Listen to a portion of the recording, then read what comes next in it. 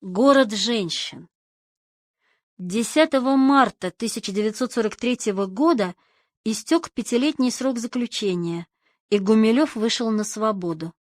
На самом же деле его жизнь поначалу не изменилась. К этому времени Гумилев уже давно имел ноги, то есть пользовался правом свободы передвижения. Такое право получили в Норильске многие узники, ведь бежать им было некуда. Вокруг лагеря тундра, а единственная железная дорога хорошо охранялась. Но и после освобождения Гумилев не мог далеко уехать из Норильска. Еще до начала Великой Отечественной на комбинате стали задерживать освободившихся зэков. После июня 1941-го не только вольные инженеры, но и рабочие, в том числе бывшие зэки, получали бронь. Бывшие заключенные еще много месяцев и даже лет могли работать на стройке, на заводе, в шахте, в геологической партии, наконец. Комбинату нужны были квалифицированные работники, и начальство всеми правдами и неправдами удерживало даже тех, кого должны были призвать в армию. Тут пускали в дело и экономические, приличная зарплата, хороший паек, и внеэкономические средства.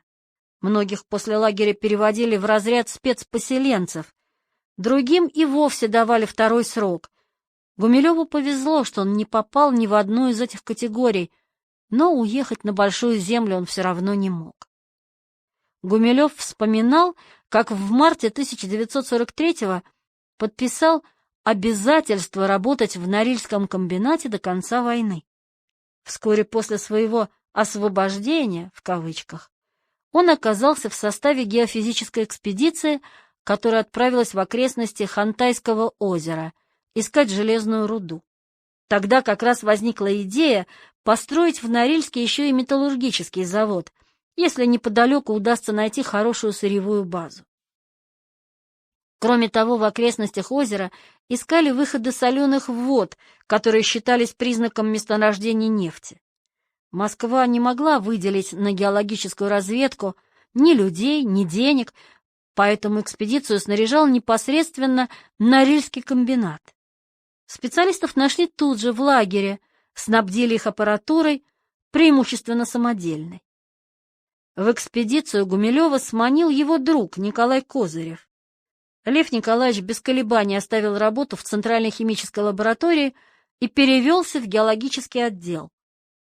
1 мая 1943 года самолет доставил участников экспедиции на лед громадного Хантайского озера, что на самом юге Таймыра.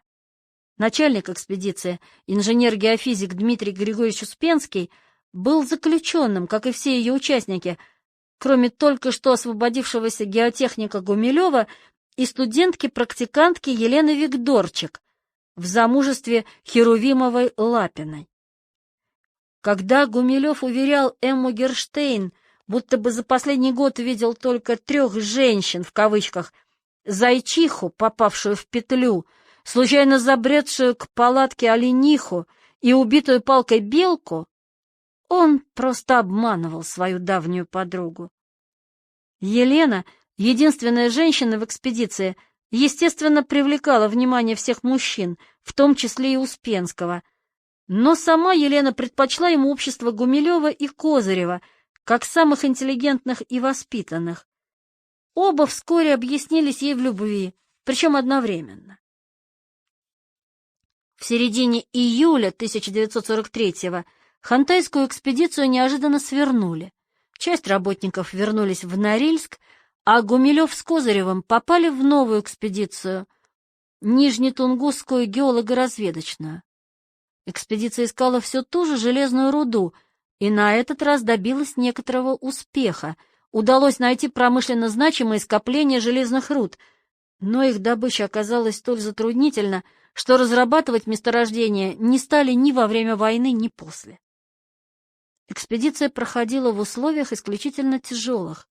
Весной половодье на Нижней Тунгуске превращается в бедствие. Вода поднимается на 18-20 метров. Летом наступает время комаров. В августе на смену комарам приходит вездесущая кровососущая мошка. Одежда и накомарники не спасают от гнуса.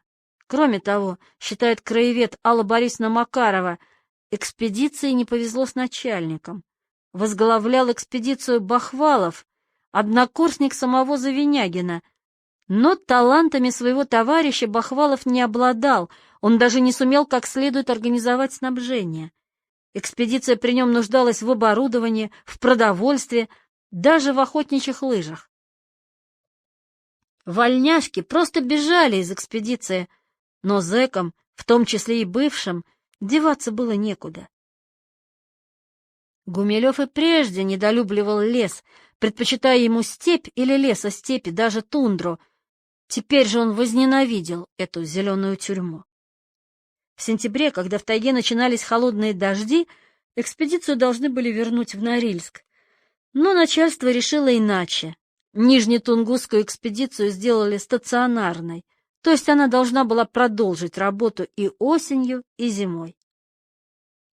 Летом 1944-го Гумилева за хорошую работу премировали недельным отпуском в Туруханск, ближайшее к месту работы экспедиции селение. Точно неизвестно, сколько раз приезжал в Туруханск Лев Гумилев. Нет сомнения, что бывал там не только летом, но и осенью 1944-го. В октябре именно из Туруханского райвоенкомата он отправился на военную службу. Гумилев не мог пробыть в городе все время с лета до поздней осени. Он должен был возвратиться в экспедицию, а затем опять уехать в Туруханск. А бывал ли он там прежде? Передо мной фотокопия 4-го номера питерского журнала «Мера» за 1994 год. Там историк и филолог Гелиан Прохоров опубликовал письма Гумилева к Василию Абросову, ближайшему другу Льва Николаевича. Письма столь откровенные, что их долгое время не решались перепечатывать. Только на сайте Гумилевика дали несколько фрагментов, больше похожих на цитаты, а сам журнал «Мера» давно стал библиографической редкостью. Публикацию писем предваряла статья Александры Белавской, довольно известного в научных кругах биолога.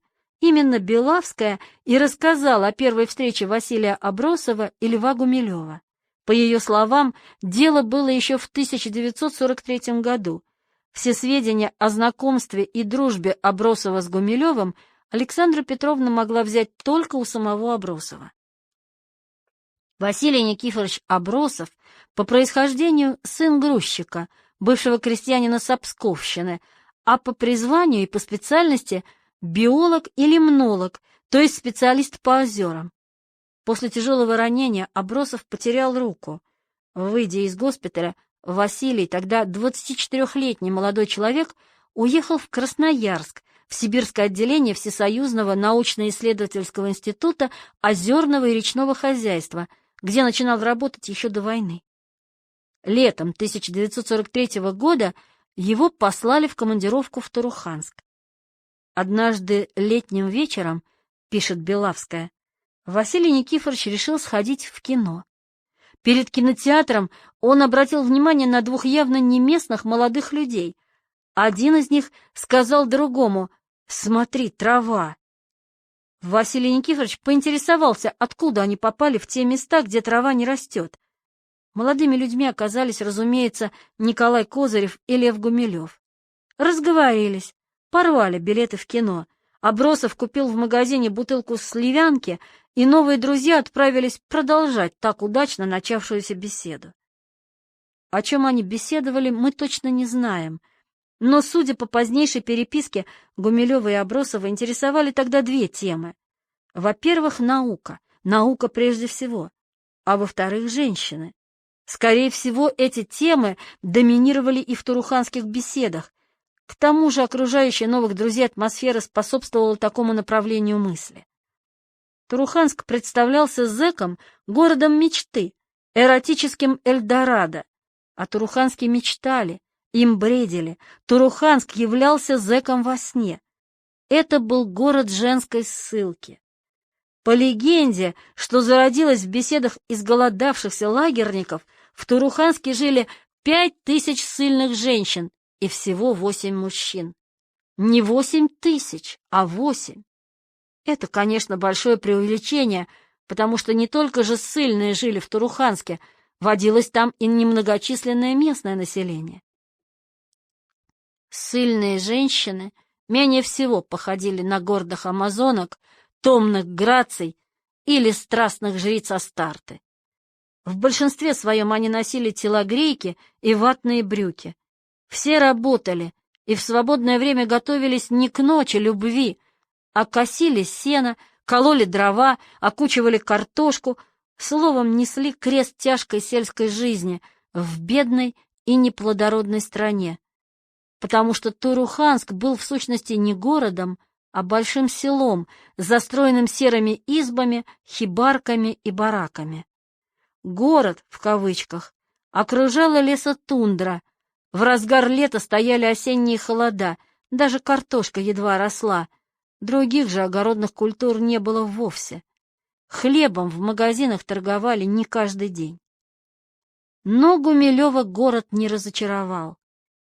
30-летний мужчина, относительно здоровый, несмотря на 5 лет тюрем и лагерей, был в таком городе желанным гостем. В Туруханске Лев, по его словам, женился марганатическим браком на все 7 дней своего отпуска. Значение слова «марганатический» туманно. Возможно, это лишь эвфемизм полигамии или группового брака. Вспомни, в Туруханске Наташа и Матрена начали приобретать манеры дам. Конечно, это с них соскочило, как только мы расстались, но если бы мы жили вместе, напоминал Гумилев Абросову 11 лет спустя.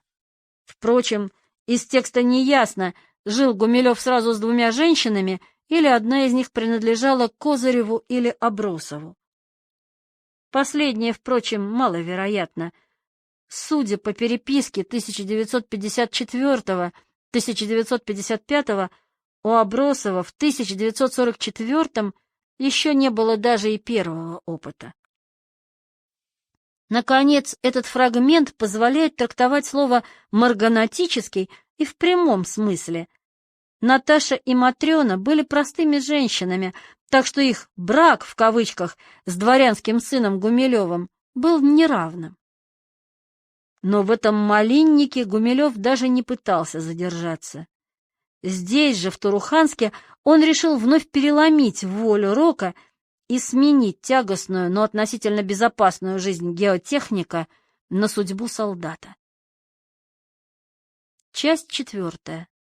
Бритва и страшный суд.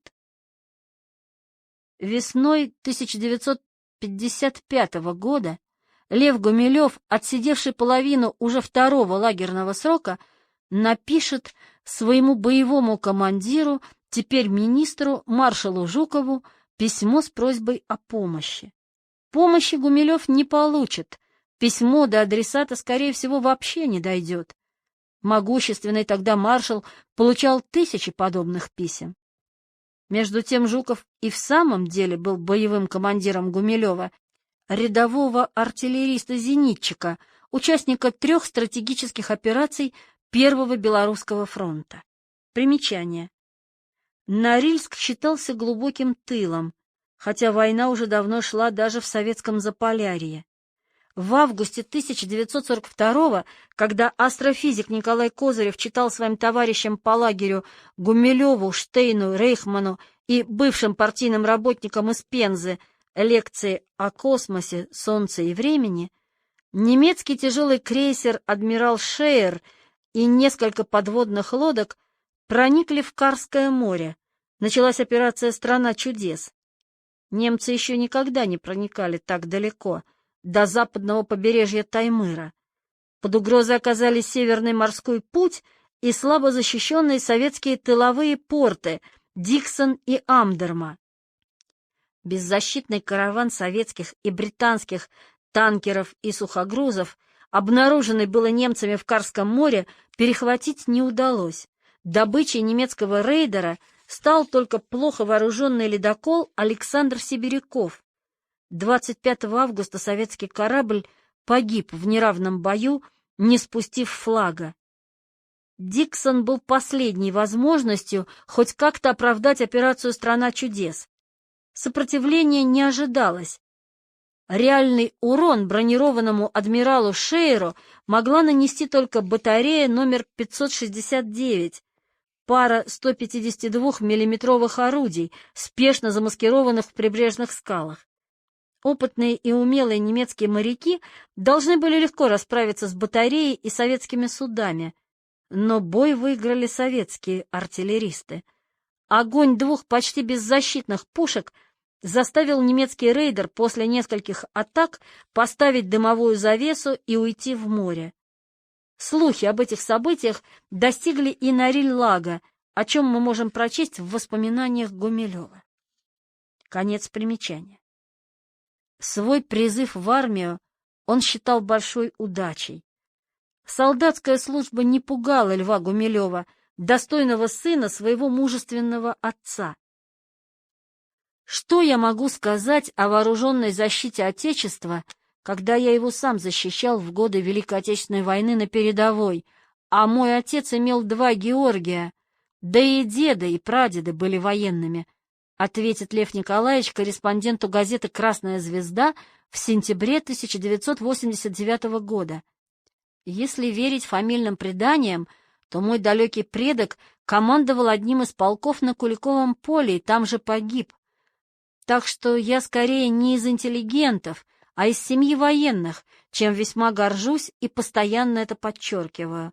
Для меня ратная служба — это неотъемлемая часть гражданского долга.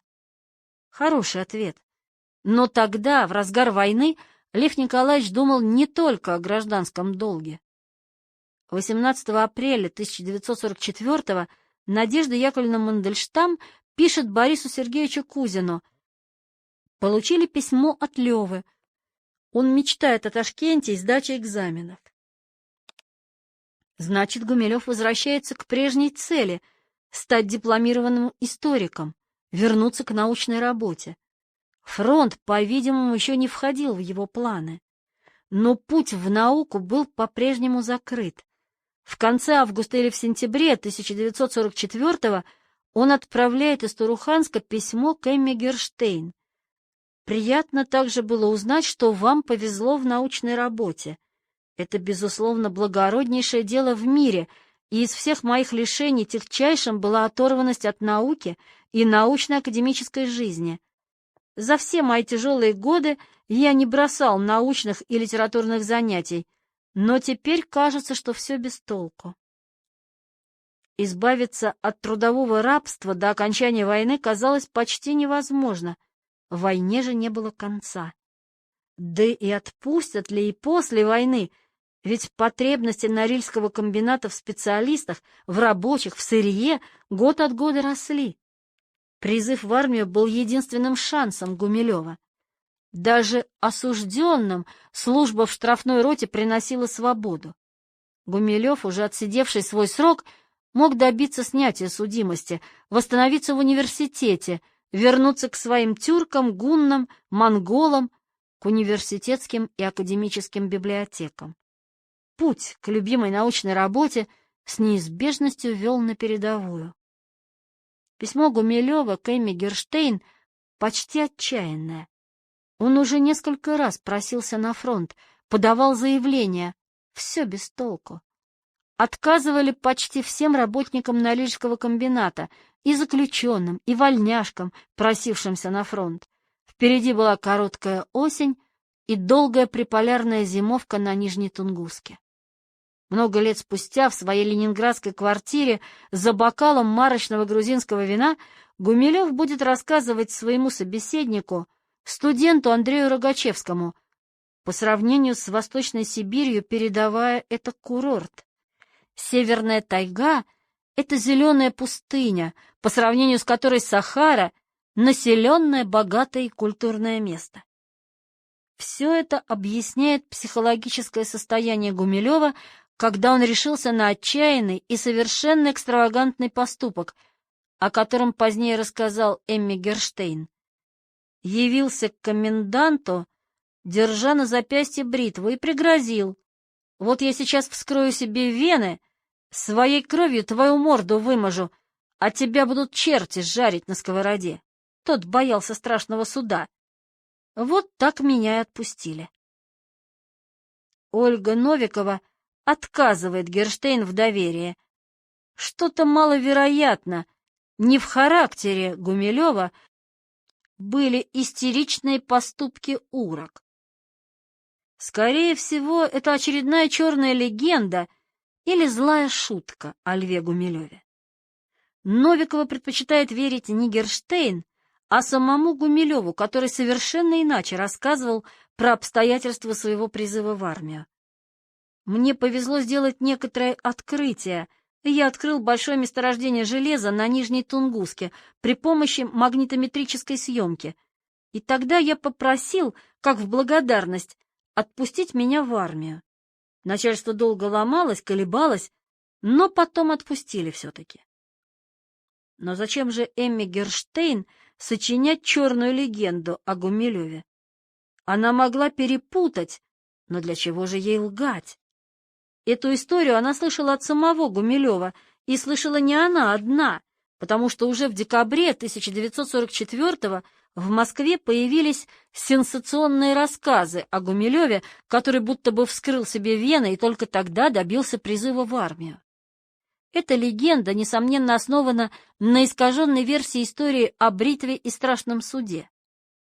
В декабре 1944-го Гумилев сам и Герштейн не встречался, значит, он рассказывал свою историю кому-то из знакомых, повидавших его на Киевском вокзале, Томашевской, Харджиеву, Шкловскому или Ардову, а уже через них история стала разноситься по литературной Москве, обрастая фантастическими подробностями.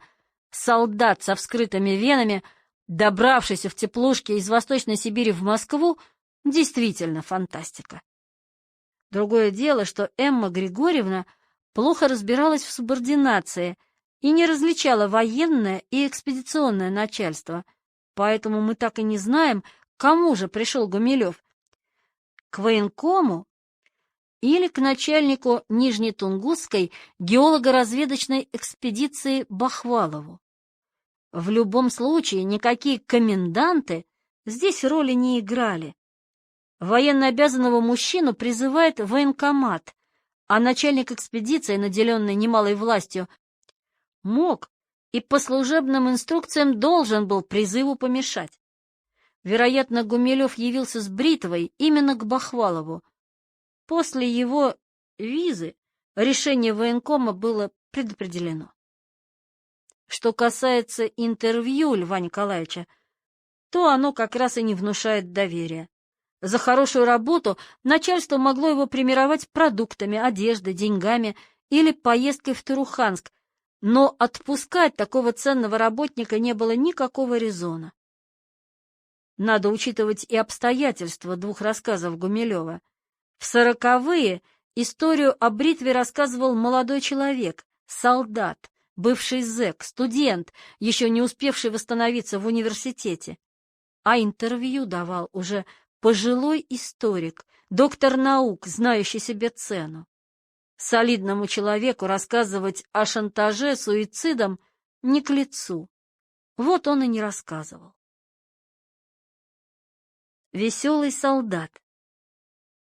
Гумилев-младший, правдами и неправдами пробившийся на передовую, очень напоминает своего отца. Николая Степановича из-за близорукости и некоторого косоглазия нельзя было призвать в армию, но он сумел настоять на своем и пошел в армию охотником, то есть добровольцем. Озадаченный врач написал в своем заключении, что Гумилев, несмотря на свое зрение, прекрасный стрелок. Как бы ни был Лев Николаевич похож на отца, различий между ними все-таки много. Вольно определяющийся Николай Гумилев мог при желании стать офицером. Он и в самом деле в 1915 году дослужился до прапорщика. Лев Гумилев остался рядовым, хотя в армию попал не в 28 лет, как отец, а в 32 года. Николай Гумилев служил в престижном лейб-гвардии Уланском полку. Лев Гумилев — в зенитном. Николай Гумилев получил 2 Георгиевских креста, Лев — только 2 медали. Боевой путь Гумилева-старшего хорошо известен. Сам поэт рассказывал об этом в записках кавалериста, сохранились и свидетельства его боевых товарищей.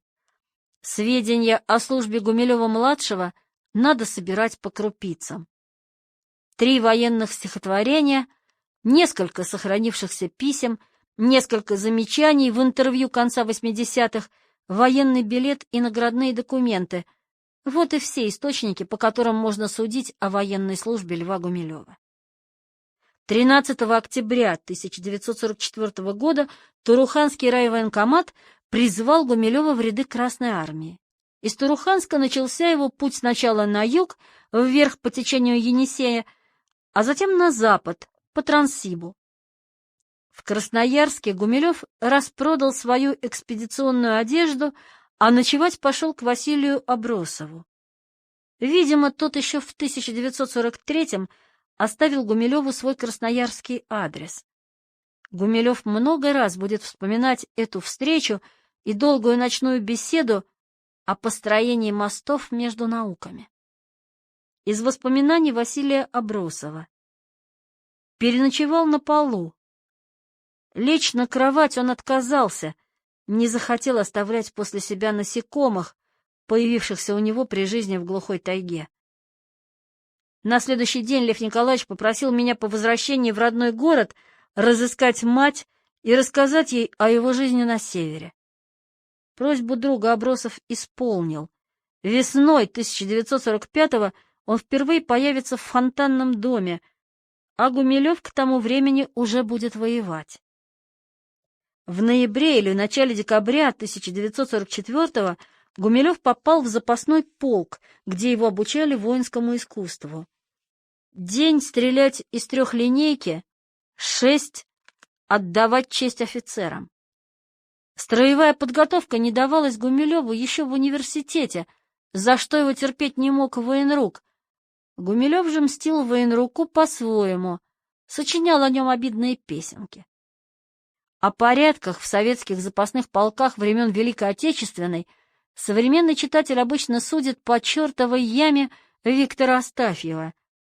Гумилев воспоминаний о запасном полку не оставил.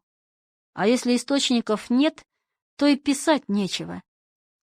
Из запасного полка Гумилев отправился на фронт. Никогда не любивший жаловаться, он все же вспомнил этот путь недобрым словом. Отправка в телячьем вагоне без нар. Голодуха. В декабре поезд прибыл в Москву, на Киевский вокзал, откуда рядовой Гумилев позвонил Виктору Ардову и Виктору Шкловскому. Оба приехали на вокзал, и Лев попросил Шкловского известить о его приезде Николая Харджиева. Шкловский в писательской столовой передал записку Харджиеву, и тот вскоре приехал на вокзал вместе с Ириной Томашевской. Вокзал был забит эшелонами, найти среди них нужный было нелегко. Харджиев и Томашевская ходили вдоль составов, а сопровождавший их часовой у каждого вагона выкрикивал фамилию Гумилева. В ответ слышалось: «Такого нет». Наконец, вспоминал Харджиев, из дальнего вагона выскочил солдат, в котором мы с радостью узнали Льва Гумилева. «Николай Иванович, денег!» — воскликнул он. Харджиев отдал Льву 60 рублей, все, что у него было, а Томашевская тут же за углом продала свои продовольственные карточки и вручила деньги Гумилеву. Лев тем временем рассказывал им о пассионарности, чем изрядно напугал Ирину Николаевну. Гумилев приравнивал свое открытие к теории Карла Маркса, и Томашевская, услышав это от полуголодного солдата, решила, что он просто сошел с ума. Харджиев оценил состояние Гумилева иначе. Можно было подумать, что он отправляется не на фронт, а на симпозиум. На прощание Томашевская благословила Льва, и тот несколько недель спустя в письме к Харджиеву вспомнит их доброту и бескорыстную помощь. «Большой мой привет Ирине Николаевне. Благодаря вам и ей я доехал до места относительно сытым». Помимо уже известной нам истории о перерезанных венах, Краткая, несколько часов, остановка в Москве породила еще два фантастических слуха, друг другу противоречащих. Гумилев едет воевать в штрафном батальоне, и Гумилев отправляется не на фронт, а в Иран, где будет служить переводчиком. Автор последнего слуха известен — Виктор Ардов. На самом деле эшелон отправился не в сторону Персии, а в сторону западной границы, к Бресту, который Лев Николаевич по старинке называл Брест-Литовском. Там Гумилева отправили учиться на зенитчика, готовили 2 недели. В Брест-Литовск рядовой Гумилев прибыл под новый 1945 год, незадолго до начала Висло-Одерской наступательной операции. 12 января 1945 Красная армия перешла в наступление на всем фронте от Балтийского моря до Карпатских гор. Советская артиллерия накрыла немецкие позиции огневым валом. На полуразрушенные, смешанные с землей позиции немцев ворвалась пехота и русские танки. Это была всего-навсего разведка боем. Стрелковые батальоны, усиленные танками и самоходками, должны были выявить уцелевшие огневые точки и узлы сопротивления. Но немцы не выдержали даже атаки разведывательных батальонов и начали отступать. Уже на второй день маршал Жуков бросил в наступление танковые армии Богданова и Катукова, рассекать порядки отступающих немецких дивизий, окружать крепости, освобождать польские города. В этом наступлении участвовал и Лев Гумилев. Попал Гумилев, конечно, не в штрафной батальон, он ведь уже не был зэком, за что же штрафной, а в зенитный полк. Вот только в который зенитный полк? Ольга Новикова, сопоставив номер полевой почты с номером части, определила, Гумилев служил в 1386-м зенитно-артиллерийском полку 31-й зенитно-артиллерийской Варшавской краснознаменной ордена Богдана Хмельницкого дивизии. Подтверждение своим расчетам Новикова нашла в фондах Центрального архива Министерства обороны. Среди личных дел рядовых 31-й дивизии нашлось и дело Л.Н. Гумилева, научного работника, беспартийного, который служил орудийным номером, без уточнения обязанностей, в 3-й батарее 1386-го зенитно-артиллерийского полка 31-й зенитно-артиллерийской дивизии с декабря 1944 года. Новикова предполагает, что Гумилев мог быть заряжающим или наводящим в расчете 37-миллиметрового зенитного орудия 61К. Это скорострельная, 1 выстрел в секунду, зенитная пушка тогда составляла основу советской ПВО. 31-ю дивизию генерал-майора Богдашевского использовали и в качестве фронтового резерва, усиливая ПВО то одной, то другой армии Первого Белорусского фронта. Во время Висло-Одерской операции 1386-й зенитный полк был в составе 47-й армии генерала Перхоровича, обходившей Варшаву с северо-запада. Казалось бы, все ясно, да только Ольга Новикова забыла один примечательный эпизод из биографии Гумилева. Советские солдаты в наступлении захватывали богатые трофеи. Много унести с собой они не могли, но уж в удовольствии в волю поесть-попить себе не отказывали. В брошенных немцами домах осталась уйма снеди, колбасы, копченые гуси, ветчина и маринованные вишни, до которых Лев Гумилев оказался большим охотником. Однажды он так увлекся этими вишнями, что отстал от своей части и, по его словам, оказался один посреди Германии, правда, с карабином и гранатой в кармане. Гумилев 3 дня искал свою часть, пока не прибился к одному из зенитных полков. Меня приняли, допросили, выяснили, что я ничего дурного не сделал, и оставили в части. И это и был 1386-й зенитно-артиллерийский полк 31-й зенитно-артиллерийской дивизии резерва главного командования. Достоверность этой истории подтверждает письмо Эмми Герштейн от 12 апреля 1945 года. Я получил ваше письмо только сегодня. Причина та, что я после многих приключений переменил адрес, но ребята пересылают мне письма. Здесь же Гумилев указывает новый адрес своей полевой почты — 28807. Это адрес 1386-го полка. Предыдущее письмо Гумилев отправил Эмме 5 февраля, значит, 5 февраля он еще служил на старом месте.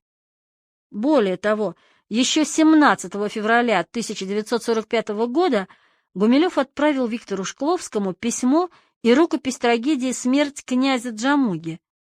В письме сохранился обратный адрес — полевая почта 325976. Это адрес 13-го отдельного гвардейского зенитного артиллерийского дивизиона. Именно в этой части Гумилев и прослужил первые 2 фронтовых месяца. Службу в 13-м гвардейском дивизионе подтверждает и сам Гумилев. Начал служить в 13-м гвардейском зенитном дивизионе в Брест-Литовске, рассказывал он Гелиану Прохорову. А в личном деле Гумилева, вероятно, приписка. Скорее всего, начало службы в 1386 полку и для Гумилева, и для командира полка было удобнее датировать именно декабрем 1944-го. Меньше волокиты, меньше проблем. Уже в начале марта рядовому Гумилеву объявили благодарность за отличные боевые действия при прорыве сильно укрепленной обороны немцев восточнее города Штаргард и овладении важными узлами коммуникаций и сильными опорными пунктами обороны немцев в Померании. Под приказом стоит подпись подполковника Гукова, командира 1386-го полка. Штаргард пал 5 марта 1945 года, значит, Гумилев попал в свой полк в 20-х числах февраля 1945 года.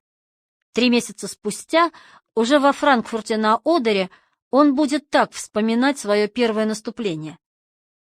«Мы шли дорогой русской славы, мы шли грозой чужой земле, и лик истерзанной Варшавы, мелькнув, исчез в январской мгле. А впереди цвели пожары, дрожала чуждая земля. Узнали тяжесть русской кары, ее леса, ее поля. Но мы навеки будем правы, пред вами прежние века. Опять дорогой русской славы прошли славянские войска». К военным стихам Льва Гумилева прохладно отнеслись даже Козырева и Воронович, авторы вступительной статьи к сборнику его литературных сочинений «Дар слов мне был обещан от природы».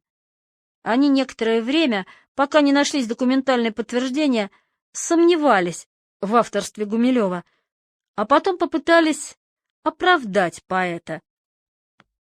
Его поэтический дар достигал высот философской лирики, но отзывался на современность с трудом и не всегда удачно. Хотя разве не отзывами на современность были волшебные папиросы и посещение Асмодея? Правда, военные стихи Гумилева разругала еще их первая читательница Эмма Герштейн. Но вскоре она пожалела о своих словах, поняла, что критика здесь и не своевременна, и неуместна. Давайте и мы не станем судить строго русского солдата Гумилева, сочинявшего стихи в перерывах между налетами немецкой авиации. Его стихи передают атмосферу зимних и весенних месяцев 45-го, предчувствие победы, торжество оружия даже не советского, а русского и славянского. На улицах польских городов солдат-освободителей встречали толпы местных жителей, к ним примешивались тысячи бывших военнопленных, англичан, американцев, французов, даже итальянцев, освобожденных стремительным наступлением Красной Армии. Писательница Елена Ржевская, в то время военный переводчик, так вспоминала эти январские дни. Стоило появиться на улице русскому, как вокруг него немедленно вырастала толпа. В потоках людей, в звоне детских голосов город казался весенним, несмотря на январский холод, нападавший снег. Заняв мостовые, не сторонясь машин, шли русские и польские солдаты, обнявшись с освобожденными людьми всех национальностей. «Нех жие армия червона!» — кричали поляки, на время забывшие многовековую польско-русскую вражду. На их одежде появились патриотические красно-белые под цвет национального флага значки, а на штыках 3 линеек солдат войска польского красно-белые флажки. В феврале маршал Жуков снял с берлинского направления 6 армий, в том числе 2 танковые, и бросил их на север, в Померанию, на помощь войскам Рокоссовского. Всего в восточно-померанской операции приняли участие около 1 миллиона советских солдат, среди них был и рядовой Гумилев. 31-я дивизия тогда была передана в распоряжение 61-й армии генерала Белова, которая развивала наступление на Альдам. Взятие Альдама 20 марта 1945 года Москва отмечала салютом, а Гумилев посвятил этим событиям стихи. «Мне памятен серый туманный денек, Альдам догорал и еще не погас. Осколки, как пчелки, жужжат, и в песок, и 7 самолетов, как камни, на нас. Мне слышен был пушек отчетливый стук, на небе чернели снаряды в пути, и я не отвел каменеющих рук, чтоб бросить прицелы из пушки сойти. Опять Фоке-Вульфов, опять в вышине, стремятся на запад, к чужим облакам, а 2 кружатся в дыму и в огне и падают вниз на горячий Альдам. Взгляд на войну у Гумилева отцовский, романтический и несколько легкомысленный, что отразилось даже на образности. Осколки, как пчелки, жужжат. Здесь у отца и сына даже текстуальные совпадения. Как собака на цепи тяжелой тявкает за лесом пулемет, и жужжат шрапнели, словно пчелы, собирая ярко-красный мед. Невежественный читатель примет это за милитаристский бред восторженного юноши, еще не нюхавшего пороху, хотя перед нами стихи 2 фронтовиков. Оба сочиняли под воздействием непосредственных впечатлений, а Лев прямо описал свою военную работу, и я не отвел каменеющих рук, чтоб бросить прицелы из пушки сойти. В собственно немецких землях сопротивление резко возросло. Во время Восточно-Померанской и Берлинской операций даже старики и юноши из фольксштурма сражались с необычайной отвагой. Мирное население в панике перед наступающими русскими бежало. Те, кто бежать не успел, не хотели и сдаваться. Командир танкового десанта Евгений Бессонов рассказывает, что в некоторых селениях целые семьи вешались, чтобы не сдаться русским. Одной такой картины хватило бы впечатлительному человеку, чтобы до конца дней своих возненавидеть войну. Поэт Владимир Луговской до войны написал романтические стихи о ветре, обутом в солдатские гетры, о гетрах, идущих дорогой войны. Но весь его милитаризм испарился, стоило ему однажды попасть под бомбежку. Человеку не военному и недолгая служба видится кошмаром.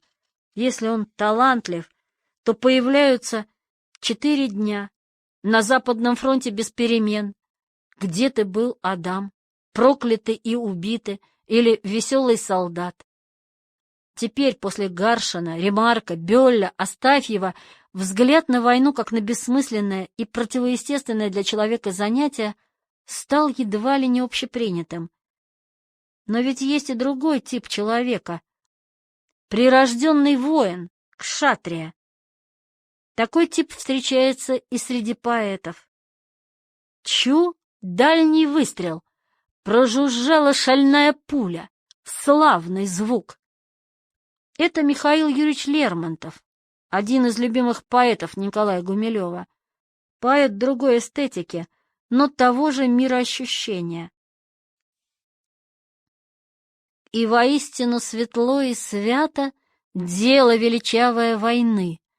Серафимы ясные крылаты за плечами воинов видны.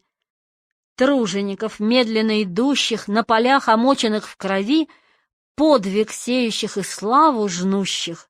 Ныне, Господи, благослови, подхватывает Николай Гумилев. Лев Гумилев, хоть и не увидел самых страшных лет войны, должен был пережить немало. Его батарее приходилось не только сбивать самолеты, но и вести огонь прямой наводкой по контратакующим немцам.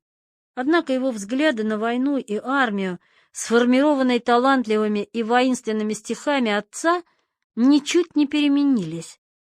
Письма Гумилева из Германии радостные, почти восторженные.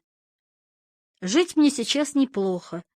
Шинель ко мне идет, пищи подлинное изобилие, иногда дают даже водку, а передвижение в Западной Европе гораздо легче, чем в Северной Азии. Самое приятное — разнообразие впечатлений», писал Гумилев Эмме Герштейн 5 февраля 1945-го. «Солдатская жизнь в военное время мне понравилась. Особенно интересно наступать», писал он Николаю Харджиеву. Эмме Лев Гумилев рассказывал о своем военном быте несколько подробнее. «Воюю я пока удачно. Наступал, брал города, пил спирт, ел кур и уток, особенно мне нравилось варенье. Немцы, пытаясь задержать меня, стреляли в меня из пушек, но не попали. Воевать мне понравилось, в тылу гораздо скучнее». Письма поразительные. Вот так и уверуешь в переселение душ. Ирина Адоевцева вспоминала, как в 1921 году Николай Гумилев, цитата, «предвидел новую войну с Германией и точно определял, что она произойдет через 20 лет. Я, конечно, приму в ней участие, непременно пойду воевать. И на этот раз мы побьем немцев, побьем и раздавим». Как будто кавалерист царской армии воскрес и воплотился в бойце Красной армии. Письма Льва Гумилева к Николаю Харджиеву и Эмме Герштейн едва ли не повторяют письма его отца к Михаилу Лозинскому и Анне Ахматовой. «Я видел своими глазами и во всем принимал посильное участие. Дежурил в обстреливаемом Владиславове, ходил в атаку, увы, отбитую орудийным огнем, мерз в сторожевом охранении, ночью срывался с места, заслыша ворчание подкравшегося пулемета, и опивался сливками, объедался курятиной, гусятиной, свининой, будучи дозорным при следовании отряда по Германии. В общем, я могу сказать, что это лучшее время моей жизни. Выбили неприятеля, и теперь опять пошли валяться на сене и есть вишни. Сейчас война приятная, огорчают только пыль во время переходов и дожди, когда лежишь в цепи. Но то и другое бывает редко. Здоровье мое отлично». Скромный боец-зенитчик оказался счастливее своего блистательного отца, кавалериста и гвардейца. Лев Николаевич воевал в тех краях, о которых Николай Степанович только мечтал. Прапорщик Гумилев был лишь на границе Восточной Пруссии и в юго-восточной Польше. Весь боевой путь рядового Гумилева пройден уже за Вислой, в Западной Польше и Восточной Германии. Меня поддерживает только надежда, что приближается лучший день моей жизни, день, когда гвардейская кавалерия одновременно с лучшими полками Англии и Франции вступит в Берлин, писал Михаилу Лозинскому Николай Гумилев 2 января 1915-го. «Я участвовал в 3 наступлениях. А. Освободил Западную Польшу. Б. Завоевал Померанию. С. Взял Берлин, вернее его окрестности», напишет Лев Гумилев Николаю Харджиеву 23 мая 1945-го. Две военные загадки. И все-таки Николай Гумилев был солдатом совсем другой войны. Офицеры кайзеровской Германии и царской России сохраняли еще представление о правилах войны, видели друг в друге людей, еще не уничтожали мирное население, еще не ведали ожесточения войны тотальной. Николай Гумилев не слышал о немецких зверствах. Взятие Берлина виделось ему праздником, радостным торжеством. Союзные войска вступают в неразрушенную вражескую столицу, по Фридрихштрассе шагают казаки, канадцы, сипаи, сенегальцы. В 1945-м Берлин, наполовину разрушенный американскими бомбардировщиками и советской артиллерией, возьмут не сипаи и сенегальцы, а русские пехотинцы и танкисты. Советские бойцы будут выжигать подвалы домов трофейными фаустпатронами. Боевые орудия будут сносить целые здания, погребая их защитников под грудами кирпича и битого камня. Кровь фашистских псов пусть рекой течет. Настало время расплачиваться кровью за кровь, смертью за смерть. Советские фронтовые и армейские газеты выходили под лозунгами вроде этого: «Страшись, Германия, в Берлин идет Россия». Некогда многочисленное немецкое население западных областей Польши вскоре перестанет существовать, так же, как немецкое население Восточной Пруссии, где немецкие офицеры, по свидетельству Юрия Озерова, убивали собственных жен и детей, а затем стрелялись сами. В Берлинской операции 31-я дивизия резерва главного командования усилила ПВО 3-й общевойсковой армии генерал-полковника Горбатова. Гумилеву не пришлось увидеть ни Зееловских высот, ни укреплений Берлина. 3-я армия шла во втором эшелоне советского наступления. Она должна была обойти Берлин с юга, помогая замкнуть кольцо окружения. Немцы пытались пробиться на запад, чтобы сдаться американцам, а не русским. Забыв азы военного искусства, они бросались на русские позиции не цепями, колоннами, а опытные советские пулеметчики и артиллеристы их просто расстреливали. Гумилев, вообще мало писавший о боях, упоминает немецкую контратаку под городом Тойпицем и не забывает о своих заслугах. Я поднял батарею по тревоге, так и не отмеченных начальством. Наградами Гумилева обходили. Он получил только 2 медали за взятие Берлина и за победу над Германией, а также грамоты благодарности за Штаргарт и Берлин, хотя весной 1945-го награждали щедро. Можно предположить, что Гумилева обходили наградами как репрессированного. Сам он считал иначе. К сожалению, я попал не в самую лучшую из батарей. Командир этой батареи, старший лейтенант Финкельштейн, не взлюбил меня и поэтому лишал всех наград и поощрений. Ольга Новикова уточнила в Центральном архиве Министерства обороны имя командира 3-й батареи 1386-го полка Финкельштейн Соломон Моисеевич. Финкельштейн был намного моложе Гумилева, ему исполнилось всего 22 года, но молодость офицера для Красной армии 1945-го — явление обычное.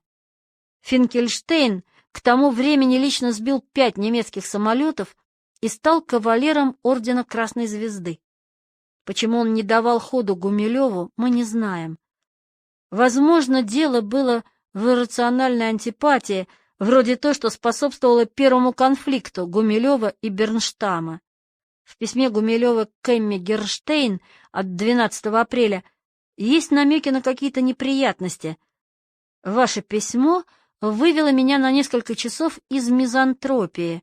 Я отвык от хорошего отношения. С военной службой Гумилева связаны 2 загадки. Первая — полное отсутствие военных фотографий. Фронтовики в Германии любили сниматься. Правда, Гумилев до начала 60-х вообще очень редко фотографировался.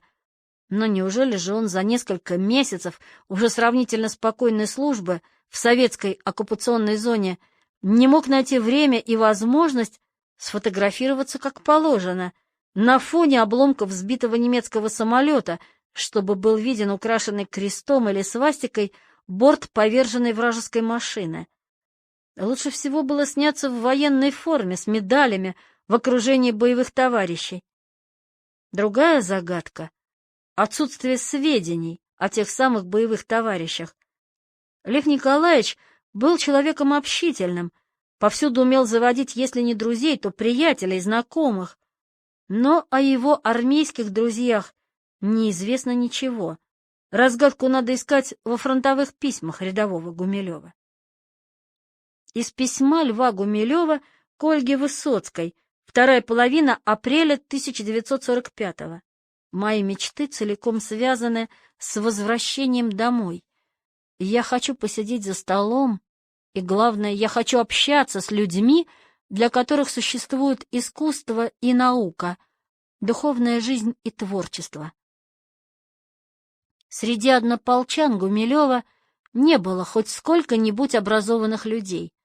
Самый грамотный из них, старший лейтенант Финкельштейн, окончил техническое училище. Рядовые и сержанты были в большинстве простыми рабочими или крестьянами-колхозниками. Все, что так увлекало Гумилева, было им чуждо. Что ему оставалось делать? Только приспосабливаться, чтобы сойти за своего. Мне иной раз кажется, что у меня самого остались только условные рефлексы. Я был со своим народом и переживал то, что переживал мой народ.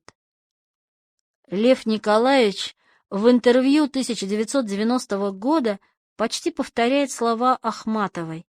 В самом деле, был с народом, но свободное время предпочитал проводить в компании людей образованных, даже если ими были уцелевшие немецкие интеллектуалы. А ведь он сам был одним из тружеников войны, простым русским солдатом. Но к самоидентификации «я русский солдат и отец мой был солдатом» Гумилев придет только много лет спустя, уже в конце жизни. Победу Гумилев встретил под Берлином. Вскоре он начал тяготиться военной службой. В уже известном нам письме к Харджиеву, похваставшись своими военными успехами, неожиданно начинает сетовать, если не на судьбу, то на нерадивость начальства. В мирное время приходится тяжело. Согласно указу от 9 мая 1942 года, лиц, имеющих высшее образование и специальность, в рядовых держать не следует. А сейчас тем более мирное время. Если бы к командиру части, полевая почта 28807, поступил вызов меня, то я был бы немедленно отпущен и мог бы вернуться домой, к литературе и науке. Летом Гумилев скучал все больше. Даже погода в Германии казалась ему слишком холодной. Быстро же он позабыл Норильск и Нижнюю Тунгуску. А жизнь казалась вовсе безрадостной. Ваши и Ориковы письма — мое единственное утешение в чрезвычайно бесцветной жизни, писал он Ольге Высоцкой, матери брата Орика. Вообще, с Орестом Высоцким и его семьей Гумилев одно время связывал надежды на будущее. В марте 1945-го он перевел Ольге Высоцкой деньги, свою зарплату за 14 месяцев в экспедиции.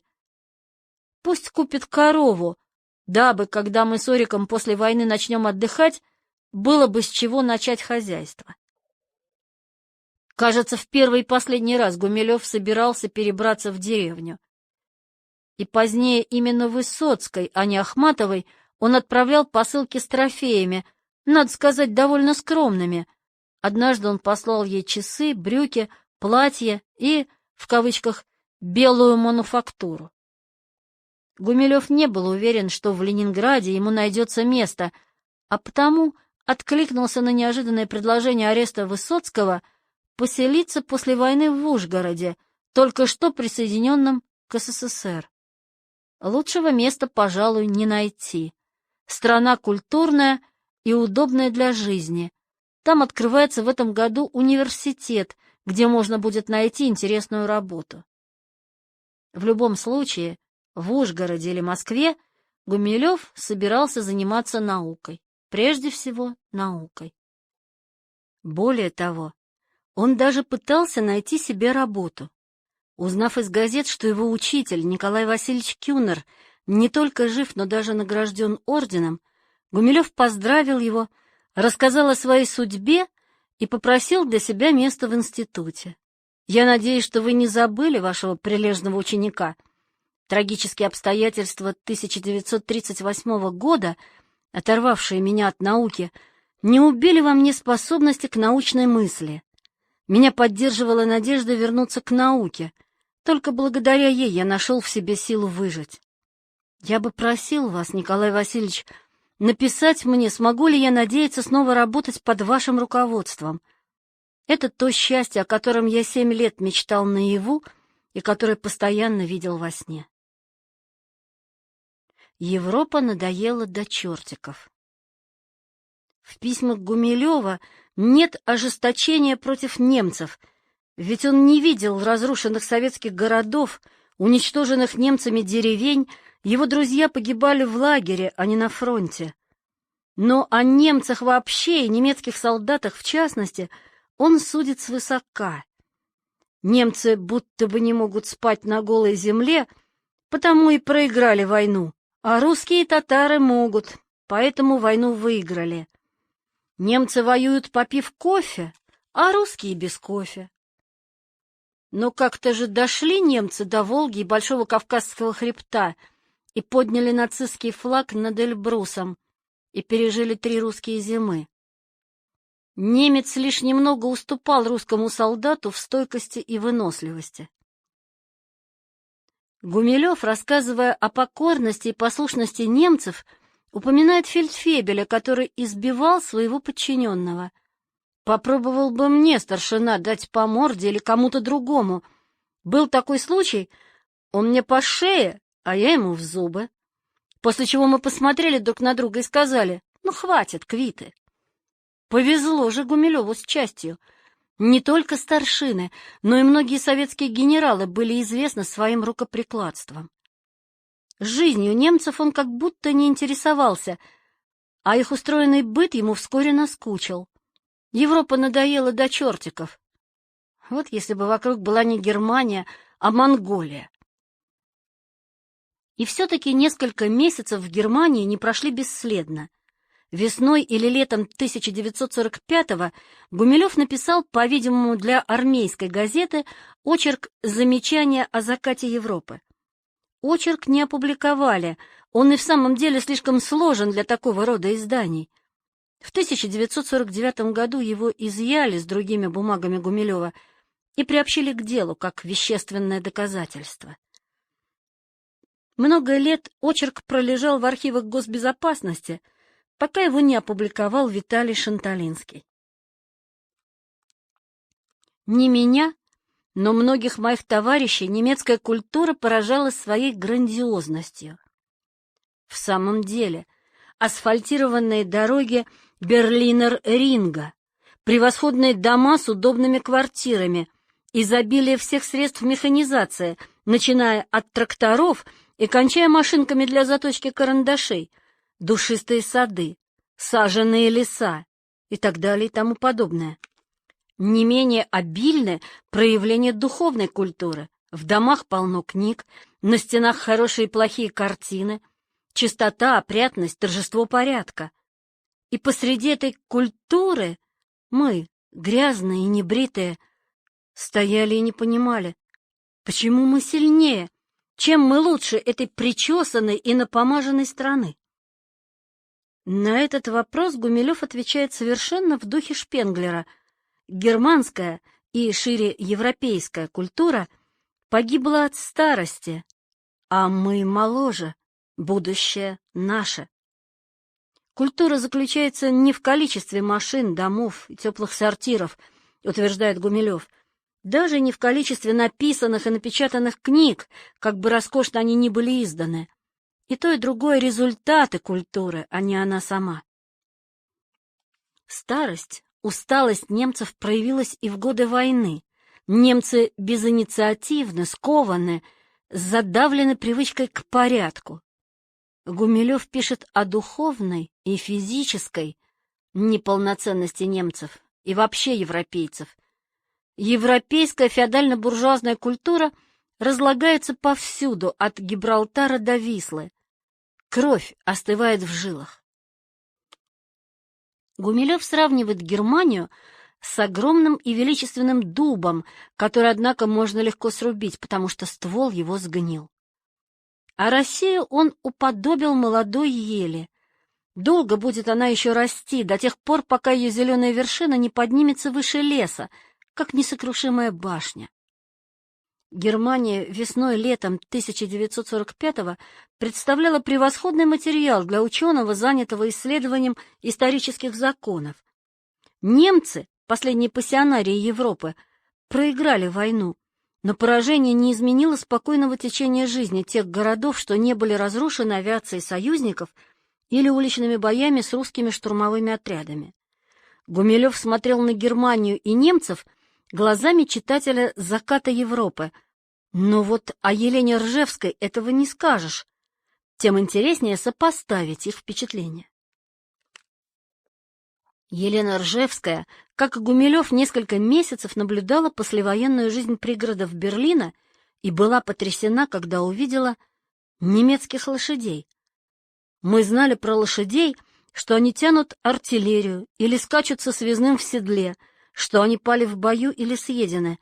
Для других нужд их не стало давно. А эти черные, лоснящиеся, сытые кони в торжественной траурной попоне и с пушистой кисточкой над холкой, с черным кучером в цилиндре, сидевшим на передке застекленного лакированного катафалка, были блюстителями величавости и таинств смерти. Той смерти, что называется своей. Не в бою, не от ран или мук плена, почившей своей смертью, той, случавшейся так давно, что мы в войну забыли, что она и бывает. Гумилев познакомился и разговорился с двумя немцами, историком и физиком. Историку Гумилев доказывал справедливость и целесообразность советской оккупации Бранденбурга, бранного бора Лютичей. Физику рассказывал о своей жизни на севере Сибири. Когда тот сравнил Гумилева с героями Джека Лондона, возмущенный Лев Николаевич воскликнул: «Аляска ист курорт». Оба эпизода очень интересны. Где он встретил физика? Где историка? Как разговаривал с ними? На каком языке общались? Ведь Гумилев очень плохо знал немецкий. Возможно, они говорили по-французски, добавляя некоторые немецкие слова и обороты речи. Много лет спустя он говорил, что с немецкими коллегами общается на французском. К сожалению, рассказы Гумилева о беседах с немецкими учеными слишком кратки, а других источников нет. Весна в Центральной Европе была настолько теплой, что уже в апреле-мае многие солдаты предпочитали спать прямо на траве, хотя ночлег под крышей был обеспечен всем желающим. Кто бы посмел не пустить советского солдата на постой в уютный, увитый виноградником коттедж? Да и многие дома по-прежнему стояли пустыми, хозяева убежали на запад. По ночам Гумилев слушал пение немецкого соловья, в свободное время декламировал на берегу Одера стихи Виктора Гюго, разумеется, по-французски. Примечание. В кружке учеников и друзей Гумилева до сих пор живет легенда о его поездке в Прагу летом или осенью 1945-го. Эта легенда перекочевала в книгу Татьяны Фроловской «Евразийский лев», где приобрела и вовсе фантастическое содержание. Цитата. «Он прибыл сюда не за туристическими впечатлениями, пренебрегая опасностями и навлекая на себя пристальное внимание спецслужб, он пытается разыскать великих евразийцев Вернадского, сына Владимира Вернадского, и П.Н. Савицкого». На самом деле представление Гумилева о евразийстве в те времена было весьма туманным. Как бы он собирался найти Савицкого в Праге, не зная адреса, не имея даже самых приблизительных сведений об этом человеке? Все знания Гумилева о Савицком тогда ограничивались одной единственной статьей 1928 года Наконец, кто бы мог отпустить рядового Гумилева в такое путешествие? Командование части могло наградить Гумилева новым обмундированием, могло освободить его от нарядов, и действительно наградило и освободило, но никак не туристической поездкой. Легенда о пражской поездке не только противоречит логике и здравому смыслу, но и совершенно не подтверждается источниками. В августе 1966-го Лев Николаевич в самом деле приедет в Прагу. О своих впечатлениях он напишет Василию Абросову и Аресту Высоцкому. Он будет сравнивать Прагу 1966-го с Ленинградом 1929-го. Если бы Гумилев побывал в Праге еще в 1945-м, он, конечно, не мог бы не сравнить Прагу с Прагой, 1945 с 1966, но ничего подобного в письмах Гумилева нет. Несколько месяцев между победой и демобилизацией Гумилев очень скучал. В свободное от боевой и политической подготовки время солдаты посвящали обычному досугу, играли в карты или писали письма домой.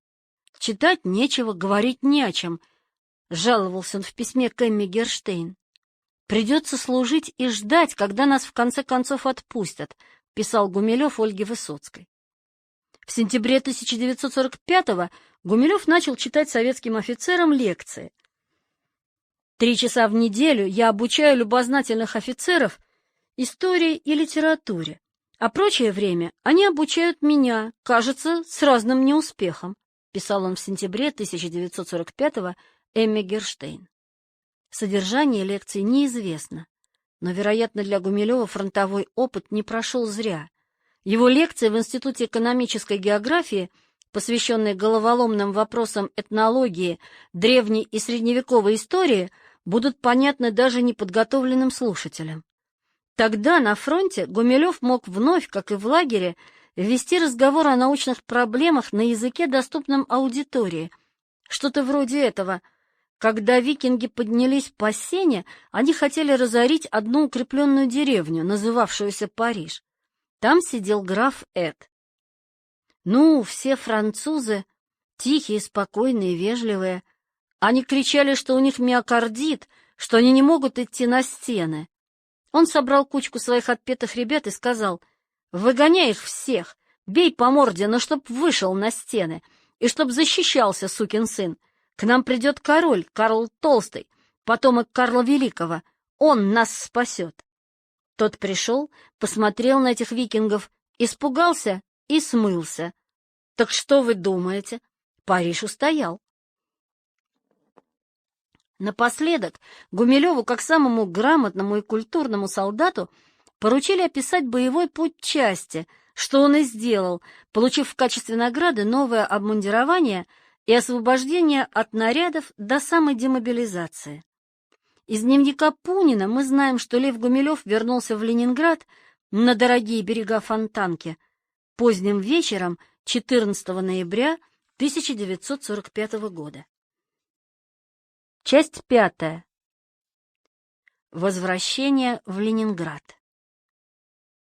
Ахматова встретила сына радостно. Они беседовали целую ночь. Ахматова читала свои новые стихи и поэму «Без героя». Оживление наступило в доме Ахматовой ненадолго, когда вернулся с войны из Берлина ее сын Лев Николаевич Гумилев. Однажды Анна Андреевна открыла мне дверь в дорогом японском халате с драконом. Она сказала: «Вот, сын подарил, из Германии привез», — вспоминала Наталья Роскина. И вновь Гумилев поселился в фонтанном доме, но уже не приживальщиком. В блокаду погибла семья Смирновых. Теперь 4-комнатная квартира была поровну разделена между Ахматовой и Пуниными. Анна Андреевна получила ордер на 2 комнаты. Одна из них предназначалась для вернувшегося с фронта Левы. Это была невиданная роскошь. В 33 года у него появилось собственное пристанище. Сохранилось даже описание этой комнаты. У окна 2 небольших стола, поставленные перпендикулярно друг к другу. На стене полочка только с нужными для работы книгами, а в глубине комнаты кровать с иконкой в изголовье. Ахматова была тогда в части. 8 марта 1942 года ее мужество напечатала «Правда». Ахматова в «Правде». Такие публикации меняли жизнь литератора. Ахматову вновь начали печатать литературные журналы, она снова получала персональную пенсию — 400 рублей. Еще 200 рублей ей выделяли на такси. У Ахматовой был допуск в закрытый распределитель. Летом она лечилась в лучшем кардиологическом санатории. Все эти привилегии полагались лишь избранным членам Союза писателей, но Ахматова давно уже была на особом положении. Не зря же ее в 1941-м эвакуировали из блокадного Ленинграда специальным самолетом, который охраняли истребители. Пунину же, к примеру, с дочерью и маленькой внучкой пришлось эвакуироваться обычным путем, по льду Ладожского озера, под бомбежками. Их грузовик передними колесами попал в полынью, вся семья еле спаслась. Ахматову признали большим поэтом, быть может, живым классиком не только тысяч интеллигентных читателей, но и большие литературные начальники, лауреаты Сталинской премии Твардовский и Симонов, Федин и Сурков. В апреле 1946-го Ахматовой устроили овацию в колонном зале Дома Союзов. Несмотря на все эти привилегии, квартира Ахматовой и Гумилева удивляла бедностью не только Исаю Берлина, привыкшего к совершенно иным стандартам жизни, но даже Наталью Роскину, 17-летнюю московскую студентку. Жила Ахматова тогда, даже не скажешь, бедно. Бедность — это мало чего-то, то есть что-то. У нее же не было ничего. В пустой комнате стояли небольшое старое бюро и железная кровать, покрытая плохим одеялом. Видно было, что кровать жесткая, одеяло холодное. Ахматова предложила мне сесть на единственный стул. Первые послевоенные годы сохранялась карточная система. По карточкам распределялось все продовольствие — хлеб, мясо, сахар, жиры. Карточки можно было отоварить только в строго определенных магазинах, по месту жительства. Все завидовали счастливчикам, прикрепленным к Елисеевскому. Жителям Фонтанного дома не повезло. Они почему-то отоваривали карточки за Финляндским вокзалом. Примечание. Татьяна Дервис, автор интереснейших воспоминаний о довоенном и послевоенном Ленинграде, оставила нам описание продуктовых карточек. Листы плотной бумаги, меньше тетрадного, разграфленные на квадратике. На каждом написано «жиры 200 граммов» или «хлеб черный 500 граммов». А наверху жирно «рабочая» или «детская», или «служащая», или «иждивенческая» карточка, дневная норма, месяц и год. Часть этого же листа занимает миниатюрный бланк, так называемая стандартная справка. Ее надо было заполнить: фамилия, имя, отчество, адрес прописки, паспорт, и в конце текущего месяца заверить в домоуправлении. Вырезать ее заранее запрещалось, будет недействительно. По ней выдавались карточки на следующий месяц. Продукты завозили не каждый день, но в газетах печатали объявления, что с такого-то числа в такие-то магазины поступят мясо или сахар. Ленинградцы внимательно следили за этими объявлениями, благо газеты были доступны. Их вывешивали тогда на улицах на огромных деревянных щитах. Так что каждый ленинградец, просто чтобы не умереть с голоду, должен был проделать несколько действий, отнимавших массу времени и сил. Заверить карточки в ЖАКТе, жилконторе, найти нужное объявление, отправиться в нужный магазин, отстоять длинную очередь и, наконец, получить заветные продукты. Свободное время проводили в очередях. Весь хлеб, например, нельзя было купить впрок, в магазине выдавали только дневную норму. Излишне говорить, что Ахматова не могла адаптироваться к такому образу жизни. Все необходимые манипуляции с карточками проделывали или Ирина Пунина, или Лев, которому приходилось отрывать время от научных занятий. Конец примечания.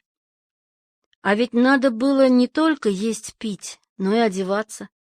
Гумилев приехал в Ленинград в новенькой шинели и гимнастерке, В принципе, он мог бы еще несколько лет их носить. Но никто из друзей Гумилева не вспоминает о его шинели, гимнастерке или сапогах. Зато после войны у Гумилева впервые появился настоящий мужской костюм. Где же он купил пиджак и брюки? Где продал форму? Ну, конечно же, на легендарной ленинградской барахолке. Барахолка помещалась на обводном канале.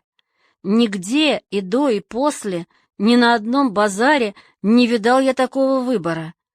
Ни на блошином рынке Парижа, ни на знаменитых базарах Востока, ни в послевоенной Германии, где хватало всякой всячины. На обводном торговали солдаты, вдовы, демобилизованные офицеры. Барахолка выигрывала тем, что деньги получить можно было сразу.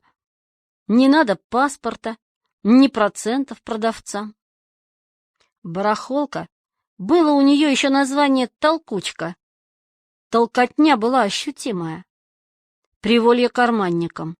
Тут же выпивали, спрыскивая покупку, да и продажу. Бронзовый амур был хорош, но мне нужен был пиджак, что-то штатское, осточертела гимнастерка. А на пиджаки был спрос больше, чем на амуров, вспоминал писатель Даниил Гранин. Послевоенное благополучие продлится недолго, а привилегии Ахматовой кончатся скоро, в августе 1946-го, после известного ждановского постановления, которое давно уже привыкли связывать с визитом одного оксфордского профессора. В послевоенной Москве иностранец не был такой диковинкой, как, скажем, в конце 30-х. Москвичи еще видели в англичанах, американцах, поляках союзников, а не врагов. Вопреки словам Черчилля, железный занавес еще не совсем опустился. На московских улицах встречались трофейные «Мерседесы», союзнические «Форды» и «Линкольны». Важно прохаживались польские офицеры в квадратных конфедератках. У американского посольства, которое находилось тогда около гостиницы «Националь» на Манежной площади, стояли и болтали американцы в ботинках на толстой рифленой подошве, а в охотном ряду или на улице Горького, Тверской, можно было столкнуться с англичанином, пишет Георгий Андреевский. Даже в киосках «Союзпечати» свободно продавали журнал «Америка» и газету «Британский союзник». В Ленинграде любой иностранец был гораздо заметнее.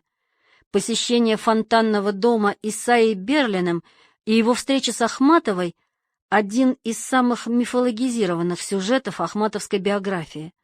Ахматова много сделала, чтобы совершенно запутать своих будущих биографов, покрыть визит британского ученого и дипломата тайной, пустить дымовую завесу, в которой исследователи и простые читатели уже давно ищут и находят разнообразные секреты.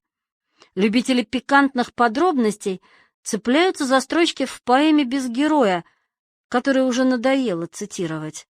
Более серьезный читатель находит в зимних визитах Исаия Берлина глубокий политический смысл.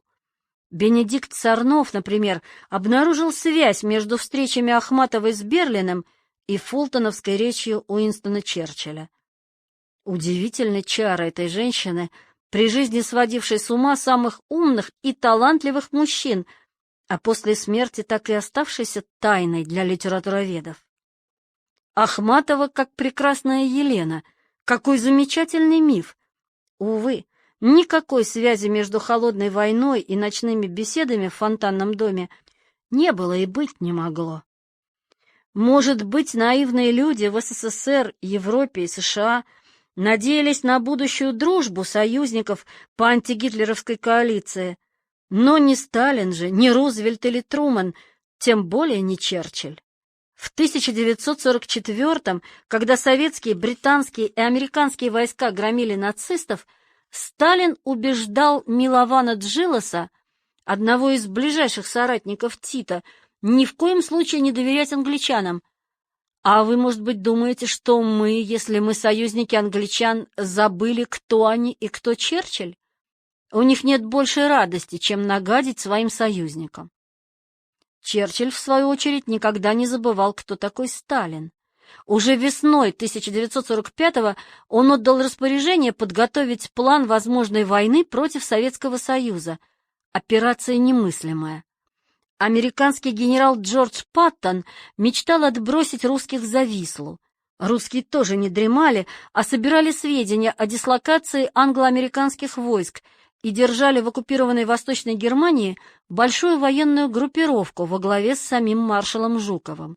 Многие советские ветераны войны вспоминали, что готовы были тогда, весной-летом 1945-го, пойти дальше, за Эльбу, обратив оружие против бывших союзников. Когда британский философ пришел в гости к русскому поэту, холодная война уже началась. Их встречи имели значение разве что для истории и литературы.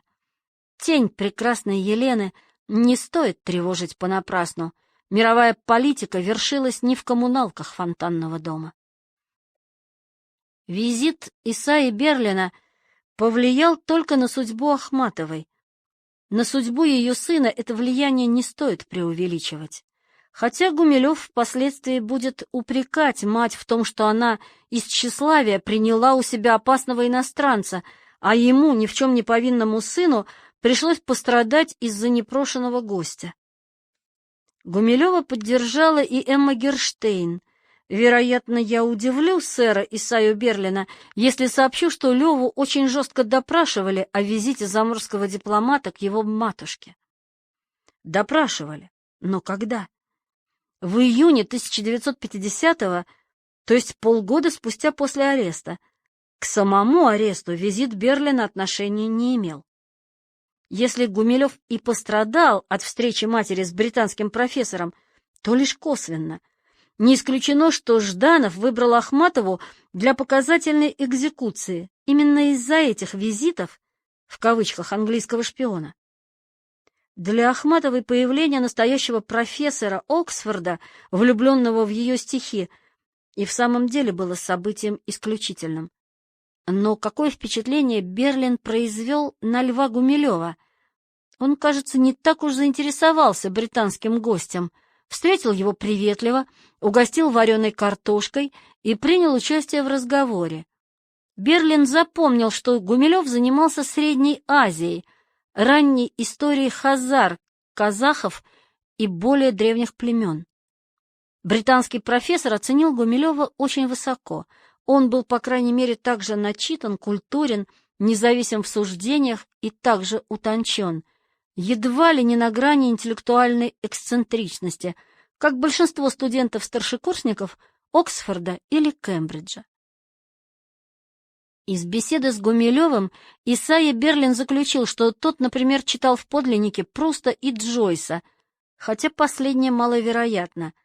Если французским Гумилев владел свободно, то по-английски читал неважно и только при необходимости брался за монографию на английском. Вряд ли он стал бы читать пухлый том Улисса, когда на полках его ждали гораздо более увлекательные Геродот, Момзен, Грум Горжемайло. Впрочем, Берлин был гостем Ахматовой, а не Гумилева, которого вообще не интересовали европейцы. Там, где биограф Ахматовой только начинал бы рассказ, биограф Гумилева должен поставить точку. Впрочем, есть одна любопытная деталь. В рассказах Гумилева и Берлина есть странное противоречие. Если верить Берлину, то он впервые пришел к Ахматовой днем, пришел вместе с советским литературоведом Орловым. Первую беседу с Ахматовой невольно прервал Рандольф Черчилль, храбрый, но беспутный сын британского экс-премьера. Вдруг я услышал какие-то крики с улицы, и мне показалось, что я различаю свое собственное имя. Крики становились все громче, и можно было вполне явственно различить слово «Исайя». Исайя Берлин спустился во двор к Черчиллю, представил того Орлову, чем обратил пугливого советского человека в бегство, и увел Рандольфа. Вернулся Берлин к Ахматовой уже вечером, около 3 часов ночи пришел Гумилев, представился и начал угощать Берлина. Но вот Лев Гумилев на допросе в ночь с 9 на 10 июня 1950 года упоминает уже о первой, дневной встрече Ахматовой с Берлиным и Орловым и передает ее содержание, которое он, впрочем, мог узнать от самой Ахматовой.